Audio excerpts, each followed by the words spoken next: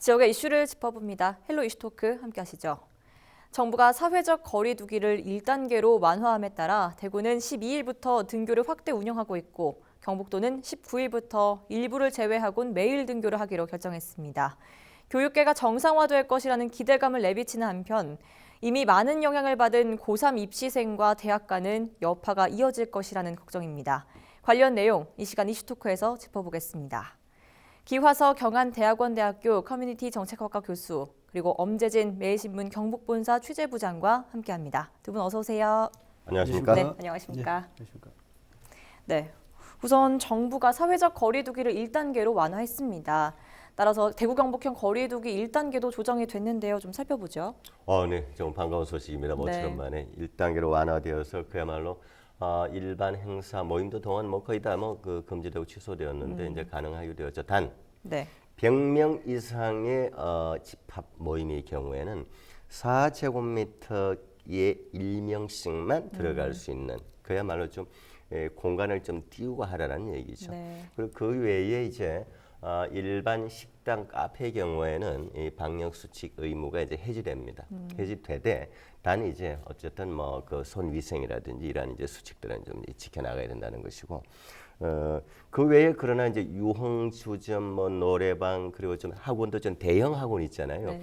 소규모의 어떤 보습 학원이나 이런 학원이 아닌 좀 대형 학원의 경우는 여전히 방역 수칙을 지켜야 됩니다. 다시 말하면 출입할 때 그 요즘 주로 이제 QR 코드 같은 걸로 이제 명부 관리를 하잖아요. 네. 그리고 이제 손 씻기라든지 마스크 착용을 의무화하는 것은 그대로 이제 지켜지게 됩니다. 그리고 이제 종교 시설의 경우에도 이제 지금까지와는 달리 대부분 다 좀 그 예배를 본다든지 가능해지게 되었습니다만 그러나 종교 행사 그러니까 예배가 끝나고 난 다음에 모여서 아주 이 밀집하게 모여서 식사를 한다든지 이런 것은 여전히 하면 안 된다라는 것이고 또 이제 소규모 모임을 하더라도 불가피한 경우 외에는 하지 마라 하면 안 된다는 것입니다. 이러한 것들이 이제 본격적으로 지금 2.5단계, 2단계, 2.5단계, 3단계 정도 시점에서는 무조건 이 행정명령을 어길 경우에는 과태료를 매긴다든지 구상권 청구라든지 법적 절차가 들어갔죠. 그러나 지금부터는 그 정도까지는 아니어도 어쨌든 지켜야 될 의무 이 규칙을 지키지 않을 경우 행정명령을 받을 경우 과태료 부과되는 것은 동일합니다. 네. 어쨌든 1단계로 좀 완화되었다고는 하지만 여전히 어쨌든 조심해야 되는 지금 오늘 숫자 보잖아요. 네. 다시 또 늘어날 기미가 좀 있다는 느낌이 들어서 굉장히 좀 염려스럽습니다. 네, 그러면 이 사회적 1단계 거리두기 1단계에 따른 대구 경북 교육계 방침도 속속들이 나왔는데요. 좀 설명해 주시죠. 그렇습니다. 1단계 조정 완화 방침에 따라 가지고 이제 교육계에서도 이제는 전면 등교. 네. 그전에는 사실 차등 등교 했잖아요. 3분의 1, 3분의 1 한다든지 오전반, 오후반 이렇게 차등 등교를 했는데 이제는 앞으로 전면 등교가 가능할 것 같습니다. 일단은 지금까지는 대구교육청에서는 유치원 같은 경우는 반에 이제 15명 이하면 매일 등교를 했고 15명 이상이 됐으면은 24명까지는 이제 부재를 했잖아요. 네. 2부제, 3부제를 했고 또 전체 이제 전 원생이 120명 이하 같은 경우는 전체 등교를 했지만 이상 같은 경우는 그동안 차등 등교했는데 이제는 완화되면서 가지고 120명이 넘어도 매일 등원이 가능하도록 이제 기준을 완화를 했습니다. 네. 초등과 중등 경우도 사실 그동안은 3분의 1 학생 3분의 1만 이제 등교를 하도록 이제 조정이 되어 왔습니다. 이제는 3분의 2까지 등교하도록 이제 완화를 했고요. 특히 이제 학교 현장에서 방역 수준이 이제 철저하게 돼 있고 준비가 돼 있는 어떤 학교 같은 경우는 전체 학생들이 등교할 수 있도록 이 기준을 완화해서 운영할 방침입니다. 고등학교 같은 경우도 이제는 이제 밀집도를 기존의 3분의 1에서 3분의 1을 이제 밀집도를 유지를 하면서 이제 사실 탄력적으로 운영을 하거든요. 특히 고3 같은 경우는 이제 입시도 있고 수험생이라서 매일 등교하는 걸 원칙으로 했고, 네. 그다음에 고1, 2학년 같은 경우는 격주 또는 격일제를 이제 유지를 하면서도 또 사실 학급당 28명 이하 같은 경우는 전체 등교를 또 하고 또 28명이 넘더라도 아까 말씀드렸듯이 자가 방역이라든지 학교 현장에서 방역 수준이 제대로 이제 갖춰지면은 전체가 등교할 수 있도록 이제 그렇게 실시한다고 했습니다. 대구역청 같은 경우는 일단은 12일부터 이런 방침을 이제 시작했고 또 일주일 동안 시범 운영을 해서 19일부터는 이제 전면적으로 이제 전교생 매일 등교를 실시한다고 밝혔고, 경북 교육청 같은 경우는 이에 앞서 19일부터 이제 뭐 한 주 미뤄서 19일부터 이제 전체 그 학생들을 매일 등교하는 걸로 이제 방침을 세웠습니다. 하지만 이제 아직까지는 밀집도 기준 적용을 좀 이렇게 학교 현장에서는 제대로 좀 하고 있거든요. 왜냐하면은 기존에 4월달에 8월달에 여러 가지 이제 그 밀집도 관련해서 다시 또 확진자가 늘고 이런 부분들이 있었기 때문에 네. 조심스럽습니다. 그래서 이 굉장히 탄력적으로 하고 또 특히 돌봄 같은 경우는 공백이 없도록 최소화하는데 이제 학교 방침을 이제 집중할 계획입니다. 네, 교육계도 방침이 이렇게 완화가 됐는데요. 아무래도 학교 등교 수업이 확대가 되면 이 방역에도 신경을 써야겠습니다. 학원과 방역도 이제 신경 쓸 부분이고, 또한 전면 등교를 한다고 해도 이 수업 같은 경우는 온라인 지원이 계속 필요한 상황 아닙니까? 네, 그렇죠. 먼저 그 전에 지금 이제 이루어지고 있는 것을 먼저 보면 이제 12일부터 해서 이제 수능 전까지 네.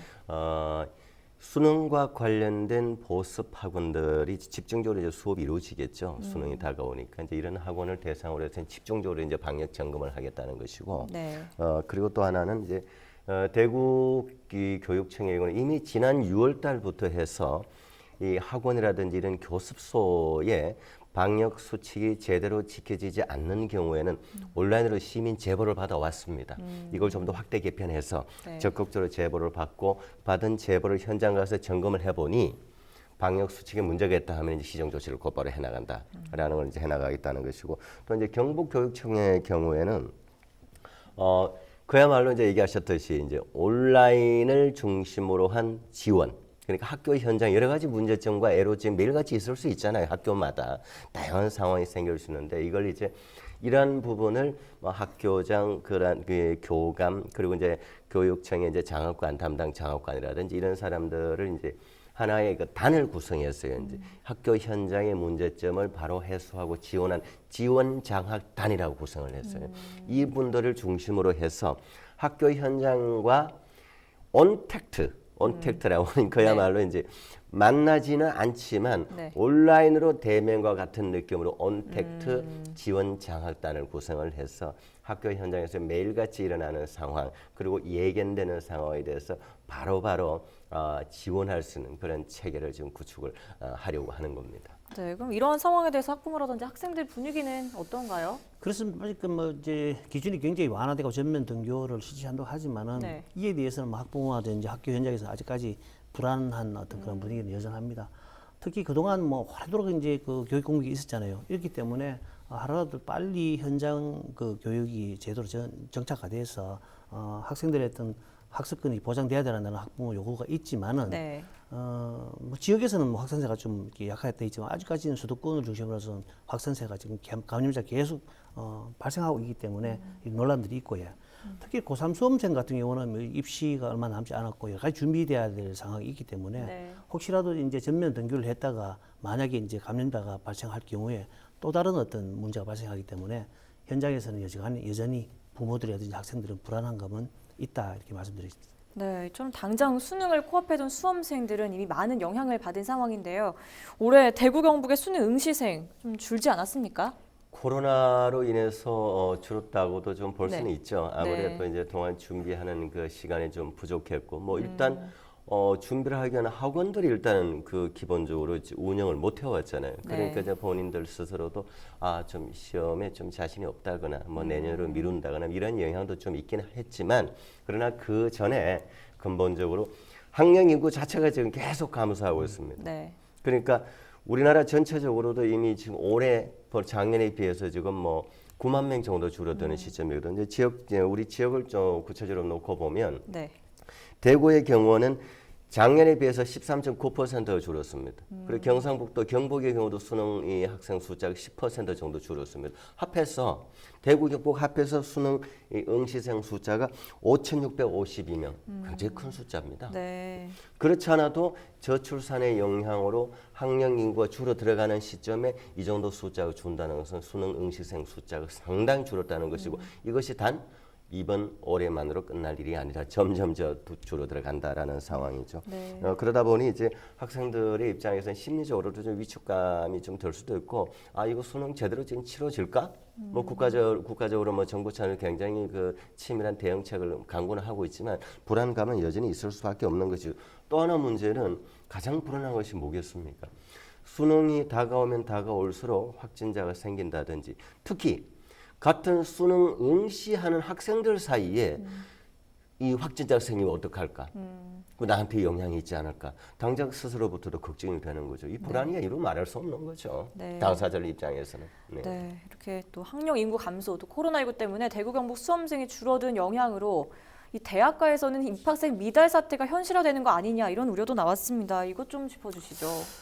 네, 그렇습니다. 사실 뭐 앞서 이제 기 교수님께서 언급하셨듯이 네. 전반적인 학령 수능 학령 인구가 주는 거는 또 사실이고, 네. 근데 올해 같은 경우는 특히 이제 그동안 그 학생 수가 감소하더라도 미달 사태는 없었는데 사실 올해 그 첫 수능 그 수능이 수시 모집에서 대부분의 대학들이 미달 사태를 가져왔어요. 네. 그래서 이게 뭐 앞서 이제 기 교수께서 언급하셨듯이 미달 사태가 본격화되면서 앞으로 이제 해마다 일어났던 그 미달 사태가 나타나지 않느냐 우려를 하고 있고요. 특히 올해 수능 가운데 이제 그 사실 대구 경북 수능대는 4만 4천 명쯤 되는데 지난해보다 한 14,000명 정도 줄었거든요. 그래서 굉장히 모집 정원이 크게 줄었어요. 네. 모집 정원이 많이 억수 줄었고, 그게 또 어떤 미달 사태도 많이 줄었고, 여기에다가 뭐 앞으로 이제 수도권 집중 현상이 점점 더 심화될 것이고, 그러다 보면 지역 대학이 점점 더 설 곳이 없다 보면은 폐교까지 갈 수도 있다, 이런 우려들이 있거든요. 그렇기 때문에 여러 가지 이제 이런 어떤 그 상황이 지속화되면은 지역 대학의 어떤 설 자리 굉장히 우려가 된다, 이렇게 평가되고 있습니다. 네, 대학가의 걱정도 참 이만저만이 아니겠습니다. 앞서 또 기 교수께서 잠시 언급해 주셨지만 이 당장 수능시험 당일까지도 이제 수험생의 확진이라든지 자가격리자가 생길 수 있는데요. 이런 경우에는 어떻게 되는 겁니까? 지금 그 교육부가 지금 준비하고 있는 것이 이제 이런 것입니다. 네. 일단은 11월 26일부터 해서 수능이 12월 3일이거든요. 11월 26일부터 해서 수능 직전인 12월 2일까지는 일단 등교를 하지 않습니다. 원격 온라인 수업만 진행을 하고, 수능 당일에 이제 문제는 네. 확진이 이미 되었거나 또 이 자가격리 대상자가 있잖아요. 이 학생들을 별도로 분리해서 시험을 치르게 하겠다라는 것인데, 네. 그러면 이 분리를 어떻게 하느냐? 전국을 8개 권역으로 나누어서 이 별도의 이 학생들을 시험 치게 할 수 있는, 예를 들면 수능도 수능이지만 이 면접이라든지 논술 시험이라든지 뭐 실기고사 이런 것도 있을 수 있잖아요. 네. 뭐 음악, 미술, 체육 같은 예체능 쪽에 이런 부분들을 감안을 해서 8개 권역으로 나누어서 그런 학생들 다 모아서 치르게 하겠다. 당연히 그렇게 하는 게 맞다고는 봅니다. 이게 개별 단위 고사, 개별 단위 시험자, 그리고 대학별로 산발조 하면 이건 뭐 어떻게 될지 정말 아무도 알 수 없는 거거든요. 그러니까 좀 모아서 한꺼번에 자가격리 대상자들 관리해 나가면서 시험을 치르게 하겠다는 건데, 이건 맞는데, 근데 이렇게 했을 경우에 대학 입장에서 좀 난처한 거죠. 네. 예를 들어서 대구 경북의 어느 한 권역, 어느 한 지역에 자가격리 대상 수능생들을 모아서 시험을 치는데 이 숫자가 너무 많아져 버리면 또 분산을 해야 되는 것이고, 또 논술, 실기 이런 시험 같은 경우는 그 해당 대학의 담당 관리하는 교직원이 나와야 될 거 아닙니까? 인력이 또 나와야 되잖아요. 그런데 만약에 그렇게 투입됐던 인력 속에서 혹시나 그곳에서 또 문제가 생겨버리면 그 사람들 학교로 돌아갈 수가 없잖아요. 또 자가격리를 한 보름을 해야 된다든지 이런 여러 가지 문제가 생길 것을 대학 입장에서 굉장히 염려를 하는 거죠. 이거는 그렇다고 해서 뭐 교육부가 잘못도 아니고 대학의 난감한 입장도 충분히 이해는 되는데, 네. 뭐 방법이라는 건 제가 봤을 때는 어쨌든 최대한 방역 수칙 지키고, 이러한 그 방법도 동원하는 것은 밀집하지 않게 하기 위한 어쩔 수 없는 이거는 그 방책이거든요. 그러니까 어떻게든 시도는 해봐야 되겠죠. 네. 네, 참 대학가와 그 관계자 또 수험생의 이런 고민들이 참 복합적인 것 같습니다. 이 코로나19의 영향으로 신입생의 휴학도 또 급증한 것 같은데요. 대구 경북 대학 사례를 통해서도 드러났다고요. 실제로 이제 코로나19가 본격화된 올해 실제로 이제 뭐 휴학 사례가 작년보다 늘어났어요. 그중에 특이한 사항은 사실 기존에는 뭐 3학년, 4학년, 고학년들이 이제 그 졸업을 앞두고 뭐 취업이라든지 여러 가지 문제 때문에 불안해서 휴학한다든지 졸업을 유예하는 사례가 있었는데 올해는 코로나 학번이라고 말하는 1학년들 있죠. 신입생들이 휴학이 늘어났다는 거죠. 이그 1학년들 같은 경우는 제대로 된 수업을 한 번도 받지를 못했잖아요. 그래서 이런 1학년들의 휴학이 예년보다 많이 늘었고 네. 특히 이제 그 경북대라든지 영남대, 그 계명대, 뭐 주요 이제 경북 주요 대학 같은 경우는 실제로 1학년 학생들의 휴학 수가 예전에 비해 가지고 뭐 5.9% 내지 뭐 7% 이렇게 증가했어요. 그 다음에 또 이제 실제로 이제 뭐 그 계명대라든지 대구대 이런 데는 전체 휴학생 수는 작년보다 줄었는데도 비해 1학년 신입생들의 휴학생 수는 늘어났다 이렇게 보거든요. 그래서 네. 이들은 사실 뭐 이 비대면 수업이 장기화되면서 제대로 된 학교 생활도 하지도 못했고 그러다 보면 대학의 소속감이나 애착이 떨어질 수밖에 없거든요. 그래서 이렇게 휴학이 늘어났다 이렇게 볼 수 있습니다. 알겠습니다. 제가 마무리하기 전에 따끈따끈한 이슈가 들어와 있습니다. 무소속 권영세 안동시장의 민주당 입당 소식인데요. 좀 설명해 주시죠. 네, 14일 입당 발표한다고 하죠. 권영세 안동시장은 처음에는 그 한나라당 이 공천을 받아서 민선 5기 시장직을 수행을 했고 그 다음에 이제 당 이름이 바뀌었죠. 이제 새누리당으로 바뀐 시점에서 공천을 받아서 두 번째 당선이 됐었죠. 그러나 이제 재작년 2018년 지방선거 때 이제 공천에서 배제되면서 무소속 신분이죠. 배제되면서 무소속으로 출마를 해서 당선이 되었죠.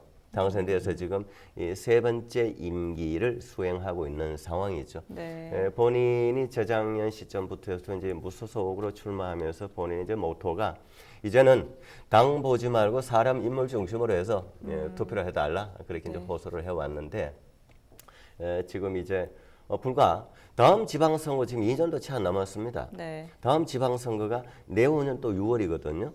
그러면 이제 권영세 안동시장은 이 지방자치법에 의해서 임기 3번 하면은 더 이상 출마를 못해요. 마지막입니다.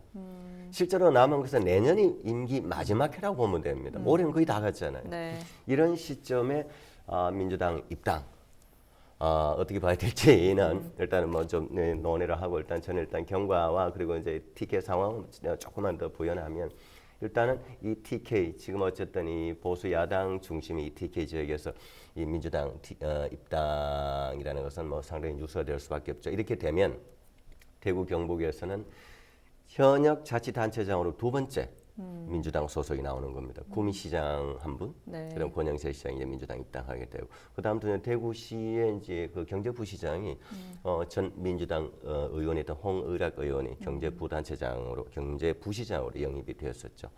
대구 경북 지역에 이런 그 정치 지형의 변화가 좀 생기네요. 네. 그럼 이 권영세 안동시장의 입당 소식으로 지역민들이 기대할 수 있는 건 무엇이 있을까요? 그렇습니다. 사실 뭐 권영세 안동시장 같은 경우는 그 삼선하는 동안 사실 뭐 중도라든지 무소속 보수층의 어떤 지지를 받고 이제 네. 그 삼선을 했기 때문에 민주당 입당 소식이 나오자마자 굉장히 지지자들의 어떤 반발이 굉장히 크거든요. 그래서 여러 가지 억측들이 난무하고 있는데 실제로 이제 그 권영세 시장 측에서는 일단 입당으로 인해 가지고 사실 그동안 안동 지역에서 이런저런 이유로 참 해결하지 못했던 굵직굵직한 수건 사업들을 반드시 해결할 수 있다. 뭐 대표적으로 이제 사실 안동댐 자연환경 보전 지역 해제를 그렇게 노력했지만 뭐 사실 하류 지역의 정치권의 반발이 해가지고 무산됐단 말이에요. 그런 부분들을 부분적으로 필요에 의해서 부분적으로 뭐 해제한다든지 용도 변경한다든지 이렇게 해서 개발도 하고 보존도 하고 이런 방법들. 그다음에 뭐 철도 역사부지 이거 뭐 안동 시비로 다른 걸 다 사야 되는데 8,000원, 1,800원에 되는 얼마나 돈이 부족하기 때문에 여기에 대한 부분들, 그다음에 뭐 신도시까지 해도 직항로 부분들, 이래서 안동시가 안동시 재정으로 도저히 해결할 수 없는 대규모 어떤 그 수건 사업들을 민주당에 입당함으로 해서 여당의 힘을 불리고 정부의 중앙정부의 지원을 받아서 해결할 수 있다. 이런 어떤 의지를 가지고 있는 것 같습니다. 이렇게 해결된다 그러면은 뭐 권영세 시장의 어떤 개인적인 희생으로 지역의 발전은 아마 어느 정도 담보가 되지 않을까 이렇게 기대를 하고 있습니다. 네, 알겠습니다. 두 분 말씀은 여기까지 듣도록 하겠습니다. 이 시간 헬로 이슈 토크는 여기까지입니다. 시청해주신 여러분 고맙습니다. 맞습니다. 네, 고맙습니다.